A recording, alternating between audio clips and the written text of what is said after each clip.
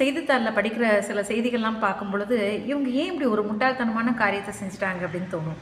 அதாவது சொத்தில் பங்கு கேட்டு கோபத்தில் தர மறுத்த தந்தையை அல்லது தாயை வந்து கொலை செய்த வாலிபர் அப்படிங்கிற மாதிரிலாம் வரும். ஒரு விதத்தில் பார்க்கும் பொழுது இவங்களுக்கு அந்த குற்றம் வந்து நிரூபிக்கப்பட்டு சிறை தண்டனை அடைந்து மீண்டும் திரும்பி வரும்பொழுது அந்த தாய் தந்தையர் உயிரோடு இருந்து அவங்க உயில் எழுதி வைக்கிறாங்களோ இல்லை உயில் எதுவும் எழுதி வைக்காமல் இறந்து போயிருந்தாலும் சரி, இந்த வாரிசாக இருக்கக்கூடியவர் வந்து கொலை செய்தார், இந்த யாருடைய சொத்தை இவர் வாரிசாக அடைய வேண்டுமோ அவர் கொலை செஞ்சார் இல்லை கொலை செய்ய தூண்டினார் அப்படிங்கிறது நிரூபிக்கப்பட்டிருந்தால் அந்த சொத்துரிமையை அடைவதற்கான தகுதி அவருக்கு கிடையாது அப்படிங்கிறது தான் இந்து வாரிசுரிமை சட்டம் சொல்கிறது.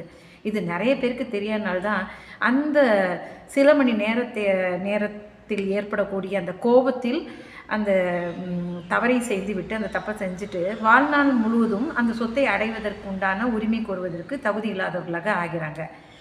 அதே போல் இந்த இந்து மதத்திலேருந்து ஒருத்தர் வேற்று மதத்திற்கு மாறிடுறான்னு வச்சுக்கோங்க.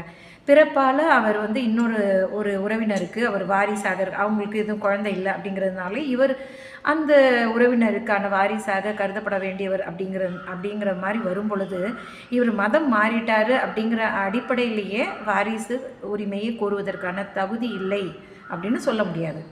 ஏன்னா பிறப்பால் இவர் இந்துவாக தான் பிறக்கிறார். அதனால மதம் மாறிட்டார் அப்படிங்கிறதுக்காகவே அவருடைய உறவினருடைய சொத்தில் உரிமை கோருவதற்கான தகுதியை இழந்துவிட மாட்டார் அப்படிங்கிறது தான். ஆனால் இதுவே வந்து அவருடைய குழந்தைக்கு அந்த உறவினரோட சொத்தில் பங்கு கேட்குறக்க உரிமை கோருவதற்கான தகுதி இல்லை. ஏன்னா அவரோட அப்பா வந்து வேற்று மதத்தை சேர்ந்தவர் அப்படிங்கிறதுக்காக தான். அதே போல் நீண்ட நாள் உடல் நலம் குன்றியவர்களாக இருக்கிறார்கள், கடன் வைத்திருக்கிறார்கள் அப்படிங்கிற காரணத்தினாலேயே இந்து வாரிசு உரிமை சட்டத்தின் கீழே வந்து வாரிசு உரிமை கோருவதற்கான தகுதி இழந்ததாகவும் கொல்லப்பட மாட்டாது. சரிங்க, வாரிசே இல்லை, ஒருத்தர் நிறைய சொத்து வச்சுருக்கிறாரு அப்படின்னா என்ன செய்கிறது அப்படின்னா அது போன்ற சொத்துக்கள் வாரிசு உரிமை கோருவதற்கு யாருமே தகுதி அந்த இந்து வாரிசு உரிமை சட்டத்தில் சொல்லியிருக்கிறாங்க இல்லையா, யார் யார் கிளாஸ் 1 கிளாஸ் 2 லீகல் வரிசைப்படுத்தியிருக்காங்க. அவங்கள யாருமே உறவினர்கள்லாம் இல்லை அப்படின்னா அது போன்ற சொத்துக்கள் எல்லாம் அரசு கையகப்படுத்திடும், அரசுக்கு உரிமையாக போயிடும். இது போன்ற சொத்துக்களை எல்லாம் நிர்வாகம் செய்வதற்காகத்தான் administrative general and official trustee அப்படிங்கிற ஒருத்தர் வந்து ஒரு அரசு அதிகாரி இருக்கிறாங்க. இதுக்கான அரசு அலுவலகம் வந்து நம்மளுடைய சென்னை உயர்நீதிமன்ற வளாகத்தில் administrative general and official trustee office அப்படின்னு சிட்டி சிவில் கோர்ட்டோட வளாகத்தில் இயங்கிட்டு வருது. நான் வந்து நீதிபதியாக இருக்கும் பொழுது நான் வந்து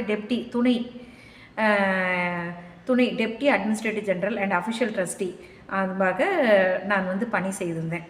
அந்த காலகட்டத்தில் வந்து நம்மளுடைய மறைமலை அடிகளார் அவருடைய உயிலை பார்ப்பதற்கும் புகழ்பெற்ற வழக்கறிஞர் எத்திராஜுல் வந்து